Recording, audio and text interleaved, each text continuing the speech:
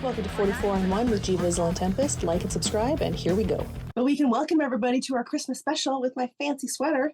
And all the lights and your earrings. All the lights and the earrings. And I tried Christmas makeup, but I look like a 5-year-old who got into her mom's makeup. It is what it is. It's the Christmas spirit. It's the effort that counts, isn't it? I'm sure it is. I celebrated Christmas with my in-laws yesterday. And my mother-in-law made me a gin and tonic. And then a couple sips in, she went, "How's the gym?" I went, "What?" And then she was like, "How's the gin?" And I was like, "Oh, it's fine." I thought she was fat shaming me for a minute. I was like, "That's rude to bring." I was like, "It's Christmas. Don't bring it up."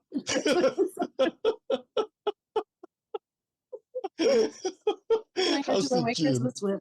How's the gin? I don't know where. How's the gin? I was like, "What?" The gin. Delicious. Thank you. You're about ready to set fire to a whole house. I'll be drinking plenty of it this evening. Yeah. Was it basically gin with Was it basically gin with a hint of tonic, and that was it? It was gin forward, I would say. Yes. Yeah. But I had to drive, so I only had the one. You only had 6 of them. Yeah. I drove, and it was crazy foggy, crazy foggy. And then on the drive there, we got stuck in like a ton of fog, and it was hard to see on the way there. And then on the way home, so I was driving on the way home, and it was like we would hit fog for about 100 feet, and then it would stop, and it'd be fine and bright, and everything was fine. And then we'd hit more fog. I was like, where are we right? And it's 4 degrees outside, no snow on the ground. Today it's raining. That's weird. You're having quite a warm year. It's freaky. It was on Thursday, it hit 12 degrees. And I know we may have to convert that for American listeners, but it was warm. It was very warm. Yeah. I walked the dogs, and I left with the dogs in a hoodie, and by the time I got back, my hoodie was like tied around my waist, and I was just wearing a t-shirt. Yeah, it's weird. It's quite warm here too. I think we're lucky it's warm here because our energy costs are through the roof in our country. Yes. So we are fucking lucky that it's a warm winter. It's just very bizarre. It's funny because when I was looking on TikTok, they had these, you know how they do the on this day. Of course you do, because I learned it from you. And there was one from November where here it was like 13 degrees outside, but in the video that was only a year old, there was 4 inches of snow on the ground. Yeah. And I think like the first, when we announced we started the podcast, both of us were standing in our gardens talking about it, and it was like just ice and snow everywhere. Yeah. And usually by now we've had at least one. We've been getting more frequent ice storms than we ever did before. Like our first one, I think, was I was just when we moved in, so it was about a dozen years ago, and it was bad. Like tree branches, we had to stay outside of our backyard because tree branches were falling, and we would hear what sounded like a crash of thunder, but it was just a tree that had felled in the ravine. So it's dangerous. But since then, every year we're like, okay, here's the ice storm. Here's the annual ice storm. And that didn't happen when I was a kid. We just had a shit ton of snow. I don't know how much humans are contributing to it. Like how much of a percentage of the climate change is humans. Like we're clearly doing some of it, but I don't think all of it is humans. I agree. But the climate is definitely up and down at the moment, and it's weird because I learned once, and I think it's a documentary, that there's like this ice shelf in Antarctica that it's the biggest out there that could break off. And it's because there's warmer water that goes underneath the ice shelf, and it's sort of like carving away because it kind of goes down and then like flows up against underneath the ice shelf, and it's gradually just little by little cutting away at the end of this ice shelf next to this mountain, and it's just going to break off and just go out into the ocean and raise the sea levels. And it's going to be quite significant. Yeah. Well, we might not be because of where I live. We're old. Yeah, that one too. We're old. By the time it happens, we'll be long dead. And our families are fine because we don't have kids. Exactly. Yeah. I mean, my niece's kids or grandkids could be fucked, but yeah, who cares? They're not yours. Exactly. So what are we talking about today? Yeah, talking about bizarre stuff. Matt Rife getting in trouble for a joke. I I kind of weird because I've only just started watching Matt Rife recently anyway, like the last few months, but it seemed a bit risque.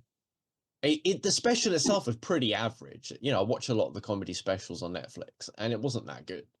And then you had this one crap joke in it about domestic violence, which is really jarring. Because it wasn't his. There were so many problems with it that I found. Like he popped up for me on TikTok a few times, and I would see. I mean, his jokes always felt like they were okay, but his crowd work was. Yeah, he was decent at crowd work. Yeah. So when I heard the whole thing go down, and he started off the show saying like, "This is for the boys," it's like, but you have a target audience. Yeah. No, it's like imagine buying tickets to a Megadeth show. When you get there, they start playing K-pop. Yeah. Or Michael Bublé starts singing Norwegian death metal. You know what you're getting yourself into. You know who your audience is. But he could have, if he were a more skilled comedy writer, he could have attracted men without alienating women. Yes. Because there are a lot of comedians who cater to both. When my husband and I went to see Tom Segura, a show that you missed. Yeah. It wasn't like I got there looking around. I was like, oh, this is a sausage factory. There were men and women there, and he catered to both. Yeah. So he could have done that if he had written better jokes. Yeah, exactly. And it's like Bert Kreischer, like I think he's a bit average too, but like he appeals to like the lame party guy sort of thing, the alcohol abuse disorder crowd. Everyone has an audience. And the type of comedy, like I didn't follow Matt Rife I follow him now out of morbid curiosity because I want to see what's going on. But he never struck me as someone who I would associate with dark comedy. Yeah. And you can't dip your toe into those waters. No, like, not in a special. Exactly. You have to be like, I know in my humble but 1,000% right opinion, Jimmy Carr and Anthony Jeselnik are the masters of dark comedy. And you know what you're getting yourself into. And that appeals to a very specific audience. So for him to just throw out that type of joke without having done it before is odd. But he also didn't do it well. Yeah. It was just really on the nose. Like when Jimmy Carr or Jeselnik do a domestic violence joke, it's well written, it's well thought out, there's nuance to it, and it kind of creeps up on you. But Matt Rife's joke was like, it was as well written as a dumb blonde joke.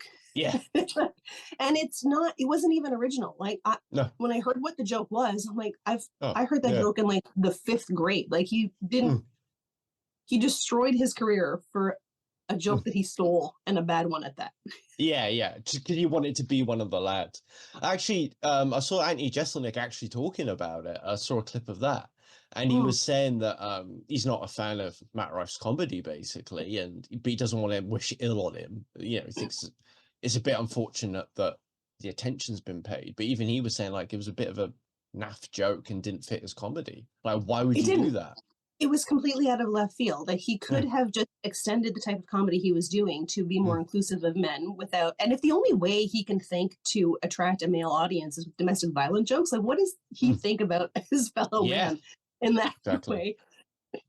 But it also was like, even his responses afterwards have just shown how unskilled he is at comedy, because he stole a domestic violence jokes that wasn't a good one anyway.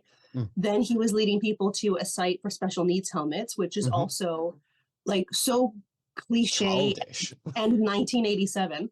Yeah. And then when a 6-year-old made a video to him, he responds to the 6-year-old with "Santa's not real and your mom's an OnlyFans," which is like the modern day equivalent of "you're gonna die alone with cats." Like, it's just, there's nothing original or clever about what he does. I think it would appeal to quite a juvenile audience. It would. I mean, the sharpest thing about him is his jawline. Yeah. Because well, that might even be fake. Did you see that? Yeah. Bro. And the thing is that like I say, a skilled comedian would have done it way better. Like someone with actual talent. Because I've seen comedians do an apology in commas before. And then it turns out that they've messed with the idea of an apology, and then they'll do like a really funny way of not apologizing or doubling down. They'll make it interesting and weird. And, you know, like Tom Segura used to do it all the time on Your Mum's House when people got offended. Like he did that joke about, he's like, yeah, they should build a wall in the South, but around Louisiana. And then he got major shit for that. And he just doubled down on it in a really hilarious way. Well, and there are some comedians, like I watched, I forget what streaming platform it was on, but it was a documentary about it was largely in comedians about being forced to apologize. And when a lot of them started their careers, people, if they came to your show and they were offended, they got over it, they went home. They didn't force you to apologize in this public setting because they didn't like a joke. And there were a lot of comedians who were like, fuck it. If you don't like my joke, it's because you're not my target audience. So don't pay to come to my show just to be offended. Like there were people back in the day. I don't know if you know Sam Kinison. He used to be a preacher and then he was a comedian, comedian. He was very known for his like yelling. Yeah. He was a great comedian, but to a specific audience. People used to purposefully buy tickets to his show to get up and walk out. That's so weird. Why'd you waste your money? Yeah, you already paid him. Like you're just doing him a favor. It's like people who get angry at sports people. Yeah. Athletes, that's the word, athletes. And then they go buy their jerseys to burn them. Or when Bud Light put Dylan Mulvaney on, they bought Bud Light to destroy. The money's been spent. Yeah. Exactly. Like if you're gonna vote with your dollars, then don't spend the dollars. Yeah, spend it seeing a different comedian that you actually like. Exactly.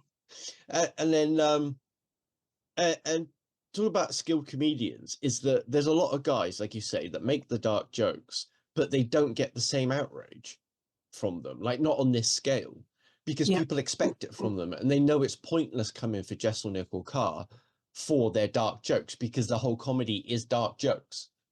If you go to one of their shows and you don't know, like you're an idiot if you buy tickets to see Jesselnick thinking you're going to get a family-friendly evening. Like, know who you're seeing. But that's the thing about Matt Rife is that wasn't.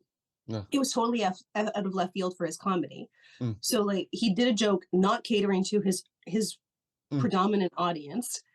He did a bad joke that he stole from somebody else. And it was a joke that caters to like the lowest common denominator of people think that level of joke is funny. If Carr or Jesselnick had done it, it would have been funny because it would have been well written and timed to a point where you think you're going somewhere, but it goes somewhere else. Like they've built this nuance into it.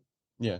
Matt Rife was like the honeymooners from 1950s. Like, like that's how it felt. And I think it's because what the good guy, the people who are good at it do is that they show an understanding of the issue through the comedy. The way in which they joke about it shows they actually have a nuanced understanding of something as awful as domestic violence. Exactly. And in their own way, they're actually raising awareness about how awful it is, because the very idea that the joke is dark and horrific, and that's what makes it funny, shows that the audience and the comedian understand how awful domestic violence is and how awful the people are that engage in it. Yeah. Matt Rife just showed that it's an object of ridicule and fuck the victims. Exactly. And he did it. And like the type of people who would laugh at like a Jesselnick or Carr joke, they get the absurdity of it. They feel like there's that moment of, oh my, should I even be laughing at this? Like I'm where when Matt Rife told that joke, the type of person who laughs at that joke isn't the type of person who questions, am I uncomfortable? Should I be laughing about this? They're the ones who like clink their beers with you and like, yeah, punch the bitch. Exactly. Like, I don't know what type of male audience he was trying to attract, but if that's where he was, Tate fans. 15-year-olds and incels. Yeah, Tate fans, I think. And then there's like another type of, it's not like dark comedy as such, but the way I always talk about Shane Gillis on here, but he's just fantastic. Like, because his jokes about Down syndrome and autism and that, they come from a place of love and experience, that his best mate has autism. And then that forms the basis of most of their podcast, is that like, he acts like he's got Down syndrome and then his mate's autistic and then they have their personality combining. And there's also, like, when you said that it comes from a place of love, it's also a place of understanding. Yeah. And a place of where you're not, like, I kind of, like, this is a phrase that I've heard before, and it kind of makes sense in this instance, that it was like a punching down instead of instead of calling awareness to or trying to, like, he's written better jokes than that. And then that's the joke that he comes out with in that way, in that moment, was just, it was almost like he was trying a social experiment to see how quickly he could get his career to implode. Yeah, it's almost self-destructive, isn't it? And he should have known, like, it's not, even if he can't do better because his writing skills aren't up to snuff, he should have known better. Like, it's not like in this day and age, you don't know how things are going to land. But like, we're in a culture. There was, I don't know if you've heard the story, but there's so in Chinese, I don't know if it's Cantonese or Mandarin or what dialect of it, but there's a word, like a filler word, like an that sounds like the N-word. Yeah. But it's a filler word. And a professor who was teaching students about filler words, and he was teaching them like this word in, like, for example, like, here's this word. He got fired for using a word that sounded like another word. Like, his intent may not have been amazing, but whatever it was a filler word, was misconstrued. The intent did not land the way he expected it to. So he was fired as a result. So in knowing that that's the political climate that we're in, how could someone young who's on the pulse of this environment be like, this is totally going to land? Well, love this. And the way that, like you're saying, it was such a basic, crass joke, kind of made me feel like he'd actually just thought about doing it on the special and he hadn't practiced it. Because usually these comedians, by the time you see the special, they've been performing it for a minimum of 12 months in like bars and shopping malls or whatever, all around the country. Or multiple countries in Tom Segura's case, that they've been practicing that and building up that routine so that by the time they make the special, it's honed to perfection. Like Bill Burr was talking about how when one of his previous specials that he started off his year and there was the first time he did this joke, and I can't remember what the joke was, but he upset a couple of lesbians in the crowd and they had a massive go at him. They walked out. When he left and finished his set and he walked out the comedy venue, he heard them basically shouting about it and like still like going crazy about it. Like, yeah, and a bit of an overreaction, but he took the piss out of them. He still listened to it. But then a few months later, he'd honed the joke, got it better, and then another lesbian approached him at the end of the show when he'd honed the joke, and then she was like, "That was so me. I felt like you were talking to me. That was a perfect joke." So he'd thought about it and built it up. And in this thing, like with Matt Rife, it seemed like that joke just hadn't been practiced, hadn't been tested. He just thought, I'm going to go out there tonight and I'm going to bomb my career. Self-destruction mode activated. It had that, like, I don't know if it is, because everything he's done since then has just been compounding it. Yeah. Like the special needs helmets, talking that way to a 6-year-old. There's no way he's that unaware of how this is going to go down. Like, it's ridiculous to the point where it's got to be on purpose because no one's that dumb. Yeah. And the thing is that I personally, just my personal opinion of his material is that he hasn't got the comedy chops to keep this new audience because he's not interesting enough. No, seeing him, it's kind of like there's radio stations that play 2 or 3 minutes of comedy bits. And so there's a comedian, Jim Gaffigan, who, and when I would hear his 2 or 3 minute bits, I was like, he's really funny. And then he had a Netflix special and I got 5 minutes into it and I was like, no. Yeah. I can do Gaffigan in 2 or 3 minute bits. Yeah. I think there are some comedians who were like that. I could listen to Jimmy Carr, Bill Burr, Anthony Jeselnik all night. Tom Segura, I could play special after special. But 2 minutes of Gaffigan's enough. And I think Matt Rife is that guy where it's he's an opener. He's an opening act, not the main show. Yeah, I was really surprised with Jim Gaffigan because again, I'd heard like snippets of his stuff. I thought he was hilarious. I saw him on Your Mum's House, and he was fucking brilliant guest on that. And then I tried a special, and I've never been so bored. Right, and the voice thing. After a few minutes, you're like, that's... yeah, it's great. And it sounded. That's the other thing is his voice sounded so different on the podcast compared to his stand-up, and it just really grated.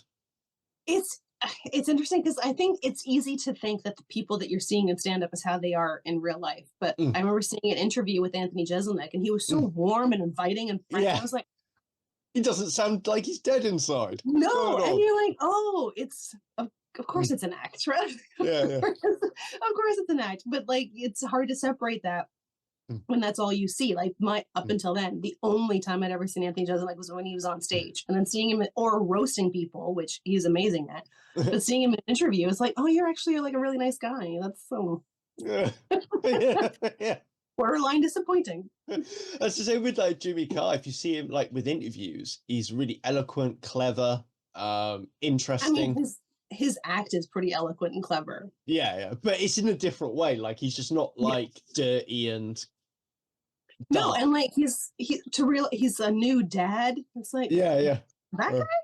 But it'll be interesting the way it unfolds. I thought it was hilarious. So we alluded to the jawline earlier, which is hilarious. Is he's throwing all this stuff out there, right? Domestic violence jokes, and he's like, suck it up. And then the special needs thing, and he's like, suck it up. But then when someone alludes, he wasn't named. For anybody who doesn't know, there's a plastic surgeon who made a video that said like, when I think it was something like when your best jawline gets canceled the next day. Yeah. Did not name names, but then Matt Rife pops up in the comments to be like giving away medical information. That's my HIPAA. And it wasn't even his surgeon. If he has a surgeon, it wasn't his surgeon. But then he got super roasted and deleted the comment. But if you're gonna dish it out to 6-year-olds, to special needs people, to women and men, at least take the joke. Exactly. At least take it when it's at your expense. Show that you can take it when it's at your expense. Yeah, you have to. You gotta get, like, you can't just keep giving it. You gotta take it a bit. Exactly. And there's some comedians, like it kind of gave an insight that how easy it would be to get under his skin and to annoy him, and how he'd come out swinging. When there were also just recently, a lot of people were posting pictures of Bill Burr and his wife. And they were like, he's got millions of dollars and he's with her because she's like, I don't know, 15 pounds overweight. He could do better. What's he doing with her? And it's like, do you really think, like, if Bill Burr sees these messages to him, A, do you think he's going to give a shit? Yeah. B, do you really think if you go up against Bill Burr in a battle of wits, do you think you're going to win? Yeah. And also, if you listen to Bill Burr, like his stand-up, if you listen to his podcast, it's very clear why he's with her and not someone else. Exactly. She's the only one that was able to put up with him, for one thing, when he was younger and annoying. In relationships, I mean, not as a person. And she's a beautiful woman. Like, because she's not to your taste, because all of those guys think that, and I mean, Pearly Things made a comment about it as well. All of them think if you've got money, you're going to end up with a 20-year-old hanging off of your arm. But Bill Burr is not the type, like, he's not that. He's decent bloke. Insecure. Yeah. And it's like, I think I've always thought his wife was beautiful. And she does a cameo in his film Old Dads. She plays a nurse at the end in the delivery room. Man, I watched that movie, right? I was in the height of my pain, which we'll get into in a minute.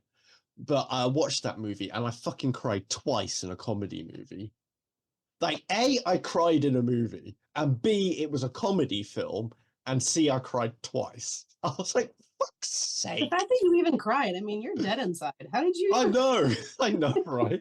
It was because there was a scene right at the end of the movie, and because it kind of like, it's not plot spoilers, but it's kind of like it ends the way it started, where he's playing catch in the front yard with his son. Okay. And he's got his new kid in like the thing, whatever they call it, like the basket that they have on, like a kangaroo pouch. Yeah, he's got his kid out there in like, it's a marsupial, and he's playing catch with his son, and it just got to me. I was like, I only got to play catch with my real dad once, when I was a really little kid, and we're in the back of his parents' garden, and it's one of my nice memories I have of him. And I've only got like a handful of memories with this guy, but each one is wonderful. And I just started crying because I was like, oh, why don't I get more of that? You know what? That's amazing that you have a handful of memories and they're all awesome. Like that's fantastic. Because I have a lot of memories. Yeah. And I think Very few are nice. only a handful would be considered awesome. So that's yeah. amazing. So I think in terms of percentage, I think he did quite well. Like he was batting 100 for nice memories. And I don't think it's his fault that. I think that's another reason. There was another bit in the film I cried where he's trying to get back to his wife because she's given birth, but because of the events of the film, he doesn't make it back on time, and then she gives birth out in there. And anyway, and he's like in tears in the delivery room, and he's hugging his son and all that, and he's like, I messed up, and his kid's like, oh, I think you're awesome, and I was like, oh, I wish I could say that to my dad. Oh, Chris, you're gonna make me cry. Yeah, and it was just because I kind of understood, like most of us, if we're honest, we've been that guy that's been absolutely fucking stupid, and then you just hope that you realize and grow up enough and be mature enough before it's too late. Yeah. That's the thing I noticed about Bill Burr is I've seen a lot of people complain about his comedy now compared to what his comedy was, 10, 15 years ago, and say, well, he's evolved, he's matured, he's grown, which is part of the reason that his wife is so good for him, because she has leveled him out, and she's kind of, she's that calm person in his life where he was always angry and not anymore. So like if you're upset by somebody's evolution and growth as a person, then that's kind of shitty for you to not have grown with them and have not seen that person evolve, because it's not like he stopped doing comedy specials. He was doing them, so you could see how he was developing as a person throughout that. And if you're like, ugh, I don't like him now because he's a nice guy. Like, exactly, because he's grown up and become an adult man, and then that's the he's thing. Dealing with his anger issues. Yeah. Oh my god, he's over his childhood, and it's kind of that's the thing. Like Bill Burr's comedy always spoken to me, and like I went on my journey around the same time as he did. So as he was improving, so was I, and I was getting over all my shitty childhood stuff and everything. And it was listening to his podcast like every single week that was just helping pull me out of that. And like, okay, but if he can do it and he's so honest about what he's going through, then I can fucking do it. And actually, and then every time he did a new special, like when he released Paper Tiger, and then it was his best special yet. And I was like, it's fucking amazing. Because I remember listening to his podcast, and then he's talking about it in the weeks building up to recording it, and then going over to London to record it, and then he was talking about all the other stuff, and then at the end of the special, as the credits are rolling, there's a picture of him with his daughter, with the backdrop of the theater sort of thing. He's holding his daughter in front of the light, and I was like, see, you've made it, man. You made it as a fucking dad and as a person. And that's something that you wouldn't have thought of watching Bill Burr 20 years ago. Exactly. Like, you wouldn't have thought he would have been that guy, which is like, it's a shame that there aren't more men who are looking to men like Bill Burr and Tom Segura as those role models of you can be, because I mean, Bill Burr is not a big softie, right? No. You can be a guy's guy, for lack of a better phrase, and still be open enough to admit when you're wrong, to admit when you've had this development, to admit that you have these emotions other than anger. Like, he's such a good role model for other men who may be struggling with, I don't feel open enough to talk to somebody about my emotions. Right. And you see that he's been able to do that and do it successfully and grow as a result of that and deal with a lot of his past childhood shit and work through the trauma that he's done. Like, anybody who pays attention to his career path and listens to what he says in his specials would be such a great, I keep saying role model again, but it's the same thing. Like, there's so many men I see on Reddit who make these comments about not having role models and not having men to look up to, but he's that guy. They are there. Yeah. He's that, like, because he's not perfect. He's flawed. He admits that he's flawed. He knows that he has to work on something, and he works on it, and he doesn't apologize for who he is. Yeah. Even though he can recognize that who he was sometimes did some shitty shit. That growth is something that everybody can aspire to. Exactly. Because he's actually gone out and lived his life, and he's not sitting at home or in his room or a basement or something, just being angry at the world and raging at it. He's out there risking it and trying to improve. And he takes his lumps. Accountability. Yeah, exactly. And he still does like amazing comedy. Like he can still laugh at the world and he can still make edgy jokes. It's just he's matured in it and he's got better at it. Exactly. I mean, you can't expect. It's nice to think that the things you love you'll always love them in every iteration, but those artists still need to grow and develop, and they go through life changes, and it reflects that. And sometimes it's not for you. Like I think of the band U2, right? I think for me, their first few albums, amazing. After Achtung Baby, the way they went off creatively, I was like, I'm not feeling it anymore. Yeah. We had a good run, U2, but we're gonna break. But there are other bands that you listen to all the way. It's like AC/DC made a joke. I don't remember how many albums they have. Let's say they've got 35 albums. So they made a joke. Someone had commented about they made 35 albums with the same song. A member of the band, I forget which one, said, "No, excuse you, we've made 36 albums of the same song." Like they know, they know their wheelhouse. They know what they're good at, and they stick with it. But not everybody does that. Bill Burr certainly hasn't. But if you look at like Jimmy Carr is just as edgy now as he was 20 years ago. His writing skills have gotten better, but it's the same type of joke because he didn't rely on. I mean, I guess the content is different. Bill Burr was very much his life, his trauma, his past, where Jimmy Carr's isn't. But you can't expect somebody who talks about their life to always have that same experience going through. Yeah. How long has he been in comedy? 25, 30 years? Yeah, something like that. Jesus.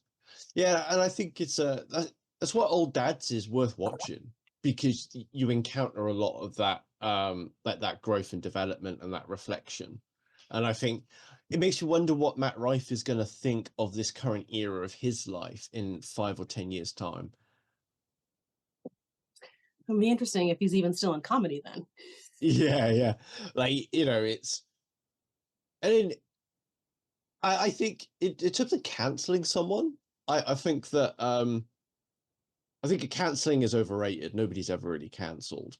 The only people that get cancelled are regular people like you and me. Who lose our jobs and shit. Like there's real consequences, but for famous people like Matt Rife, nothing really happens. I mean, look at like Roman Polanski, Louis C.K., all the people who were the only one that's kind of stayed canceled were the ones who were like super egregious in their crimes, like Bill Cosby and. Well, even I don't think Kevin Spacey will make much of a comeback, but well, you never know. Eventually. I found evidence from the mid-2000s because I was looking for some content about dumb shit that celebrities have said about sex offenses. And Whoopi Goldberg, she of that awful program, The View, said, I think in like late or mid-2000s, said, yeah, but what Roman Polanski did wasn't rape. And I'm like, yeah, it fucking was. The kid was 13. He intoxicated her. And then I did away with her. She can't consent. That is 100% rape. Textbook definition of rape. Yeah. And they think that because the woman said it didn't really affect her in her life, she says. But that doesn't mean that it wasn't rape. Just because she doesn't feel she was affected doesn't mean that she wasn't affected. And, exactly. And it doesn't. And it's irrelevant. Rape. Yeah. It's completely irrelevant if she didn't feel it. He still committed a crime. Yeah, kids cannot consent in any way. Fuck it hell. Like, how hard is it people to understand? I know, like, there are sometimes you hear something that someone said that comes up 10, 15 years later. I think Kevin Hart made a homophobic joke like 10 or 12 years ago. And then when it was brought back up, he owned it. He was like, yeah, I'm a different, like I've grown. I'm a different person now. There are some things you can develop from and you can grow from, right? There's a lot of people who have been racist and who have seen the error of their ways and they're no longer racist. There are people who have been homophobic or transphobic and then they developed, they grew, they got over that, and now they're no longer of that person. But if you're saying a 13-year-old who was raped wasn't raped, that's not something that you really grow and develop from. That's ridiculous. That's not, I've spent time with that community and I've developed, I've learned and I'm unlearning my internalized racism. No, that's just you're a shitty person if you think a 13-year-old, oh, well, she's fine afterwards. So who cares? Not bad. It's a rough night. Just leave Roman alone. Have you seen his movies? I'm not saying you need to own as many pairs of glasses as I do, but I'm also not saying you need to own as many pairs of glasses as I do. Look at the selection of these frames. They are amazing. Head over to GVizzle at the end of this episode, not now. Head over to GVizzle. There is a link and promo code in the description of this video. Promo code GVizzle15 will save you 11% on orders over $50 and 15% on orders over $100. And just come on. Look how beautiful these frames are. I just can't get enough of them. Zlul.com. Yeah, just apologize to people for the weird schedule that we've been keeping the last few months, but I've been through some shit, man. Well, we did first take the summer off, just to take the summer off. Yeah, and then, you were going away a lot and stuff, and it was just going to be hard to get scheduled to record. Yeah.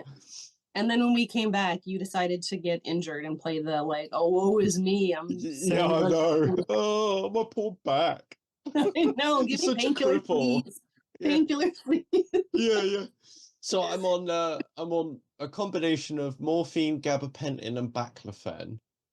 Baclofen's a muscle relaxant, similar to diazepam, and morphine is just delicious. And but delicious. You were working really hard to get off of all of those drugs. Yeah. How is this going to affect you now? I don't actually think it's going to affect me that much because all the stuff that I've been through has kind of trained me for this, if that makes sense. So when I was in the Territorial Army, we used to have a saying, which was train hard, fight easy. And that sounds like the most ridiculous thing. But my pain is it's been decreasing over the last 2 years. And I've been gradually decreasing all my medications and learning better strategies of coping with pain and all these other things. And then now I'm going through a really acute phase. So what's happening is in my thoracic region, about level with my sternum, I've got scoliosis, and then it's pinching on some nerves there. And it basically feels like, without the medication, it feels like somebody is stabbing a really giant needle through my back into my heart, basically. And it even makes my stomach hurt, and it makes my sides hurt. And the only way I could get to sleep was I was lying on my side, and I had to put my arms above my head and lie on my side. And wow. Yeah, but I could only lie on my left side. And bear in mind that I have other problems with my back anyway, because I've got a prolapsed desiccated disc in my lumbar region and degenerative disc disease. I've got degenerative disc disease in my thoracic region, and my spinal cord's fused in my lumbar region as well. And I've got a thing called a syrinx, which is like an air bubble up near my neck. And I get a lot of neck problems as well. So because I couldn't move around much, it was exacerbating all my other problems. So I started getting sciatica again. I started getting migraines because I couldn't move my head. And then this is what the drug cocktail's doing, is it's making me mobile. My brain's a bit foggy. So I, instead of having an IQ of 126 or 132, my IQ is about 110 now. So throwing in the IQ. Yeah. I like to do that ironically. It's one of my autistic jokes, I think, because I don't actually believe in IQ. But I still got it tested. They did I've never had it tested, but I remember they did a few years ago. They had this TV show where it was like this, it was like a televised IQ test. So you went through, and then at the end you got to calculate your IQ. Yeah. Which is probably as reliable as we had that as well. They called it the National IQ Quiz or something. And then so we sort of took part in it. But it was really what you call ethnocentric. That's what we'd say in psychology, which is that you have to have a very strong understanding of specifically British culture to actually score well. Oh, interesting. Yeah. And it meant that if you weren't in the know in either current affairs or pop culture, or you didn't watch the soaps and stuff like that, then you were going to score quite badly. But that's not an IQ test. No, IQ test is like, of this pattern, which one comes next? Like that. Yeah. And my mum's IQ came out at 80 when she did that. The television one. So your mom's just not up to speed on pop culture, which is not a bad. Yeah. I can't remember what mine was. I think mine came out about 116 on that, but it was ridiculous. It was about 20 years ago. think that was probably the same here. Yeah. When every time you went online, they were like, "Hey, do you want to take a 5-minute IQ test?" Yeah, and then they're never proper. There's ones that you get on Facebook or websites and stuff. They're never proper IQ tests. I've done a few proper ones, and because if you do it in at Mensa, they give you 2 different tests, and then whichever scores the highest is your IQ. But the reason why they do the 2 tests is because they're slightly different, and then you might be better at one than the other. And what they do is they test your ability over several different things like arithmetic, word search, and there's like decoding, like bit of cryptology, bit of pattern searching. So you have different shapes, and they move around, and then you have to find out what would come next. What's the next pattern? Yeah, shit like that. When I joined the Territorial Army, they did that as well, because you had to get quite a high score to be in the REME. REME are the Royal Electrical and Mechanical Engineers, and they would very proudly say they're the top 2% intelligent in the army, and the only people more clever was intelligence, and then REME was supposed to be the second cleverest. So to get in, you have to do all of these bloody tests to get in. I'll toot my own horn for a minute. The recruiting sergeant said I had one of the highest scores he'd ever seen. Well, good for you, smart man. I actually achieved something. I was quite proud of that. Your IQ will keep you warm when your back is falling apart. Exactly. It's all I've got is my brain. I can't do fuck all else. And then because another period as well, because I've only been working a few more hours and trying to, I've actually been able to work again. So that sort of delayed me having to learn a new routine being autistic and trying to fit the editing in with my other work that I was doing. So I've been tutoring students. I've been doing my part-time lecturing, and then I was doing analytics for a company. And then so building all of that into my new schedule and fitting the podcast as well, it got a bit difficult for a few weeks. So that's why those delays around September, October. And then the last few weeks has been because my back's been a load of wank. But we'll see what we can do in 2024 to make it more consistent and keep healthy. Yeah. Well, the good thing is that this is something that what's wrong with my back is finally something that can be fixed, because everything wrong with my back has been, well, you're really young and the problem isn't bad enough to want to operate on you. And even I'm like, come on, I'm basically 40 now. I can't have the operation. Yeah. I've had why wait until you're older and your body will rebound not as easily? Like do it now while you're still like where you're old enough to know that you're in pain and you're young enough to recover. I think it's because like the symptoms I had, I'm in surprise. Like this is when my physio appointment the other day. She said, with all of the problems that I've got in my back, she said I was expecting you to not respond as well in the tests as I did. So she was testing all my reflexes and stuff. So on my left leg didn't, when they hit you to go like that, make your feet move. That's your reflexes? Yeah. So my left leg wasn't as responsive as my right leg. And she found that she said the scoliosis is like only quite slight compared to how bad scoliosis can be. So she noticed that when I was bending over, my right shoulder, she was like about half an inch or quarter of an inch higher than my left shoulder.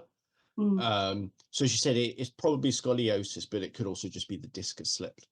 And then because it is degenerated. So and then she said that with my hips, when you raise your leg, your hip is supposed to move.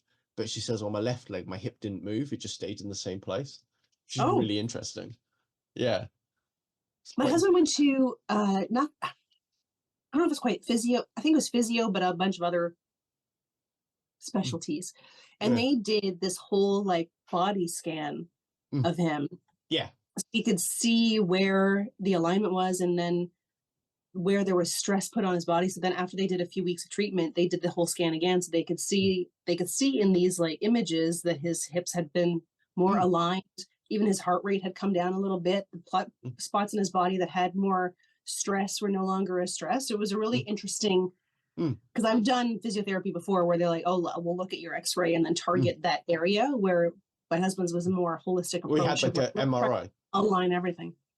It wasn't an MRI. I don't know exactly what it was, but it wasn't an official MRI, but it was this scan. I don't know. It takes forever to get an MRI in Canada. Yeah. Oh, Forever. I might get an MRI for this because my last one was 2016. So I've been referred to the spinal team at the hospital because like they score you. I mean, people might find this interesting, so I'll put it in.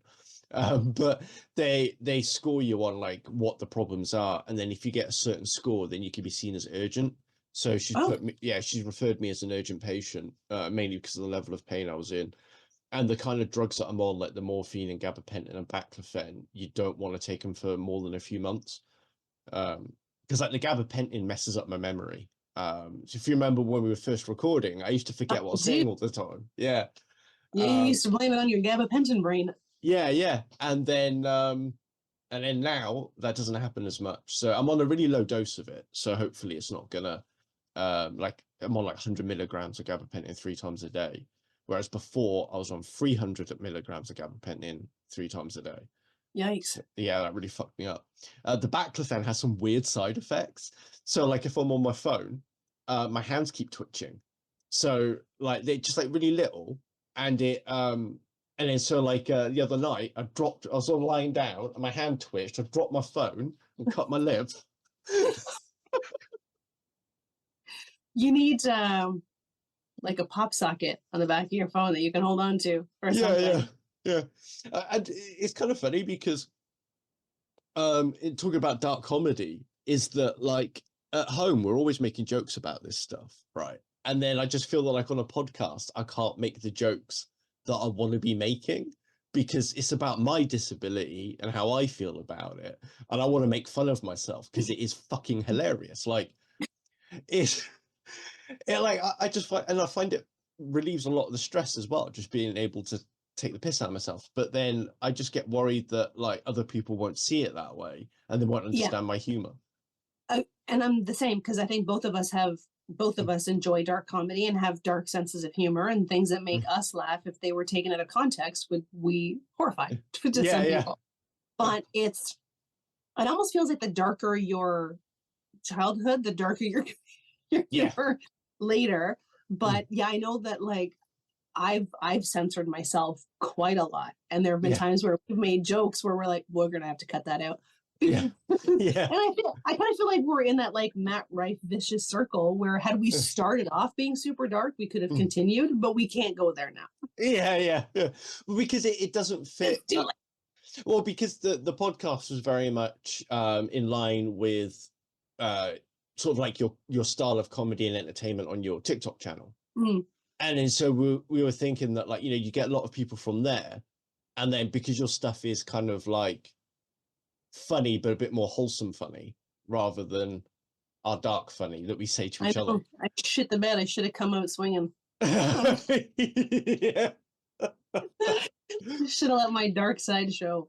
Well, that's why I rebranded my TikTok account as Tempest After Dark, because I realized that if I'm talking, like, I kind of need to separate my content between regular psychology that people find interesting. You know, I'm sure people would really love to learn about how when you're seeing things from your eyes are looking upside down, right?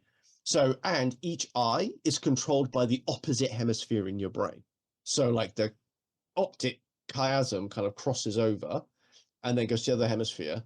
So your left eye is going to your right brain and it's upside down, but then your occipital lobe switches it the right way around, right? And I did know that. Pew, pew, pew. Yeah. And then I can't talk about that in one video and then talk about, oh, do you know sex offenders even rape elderly people? I can't talk about it in the next video. That's true. But After Dark does make it sound like Tempest OnlyFans. Yeah, that's kind of what I was going for.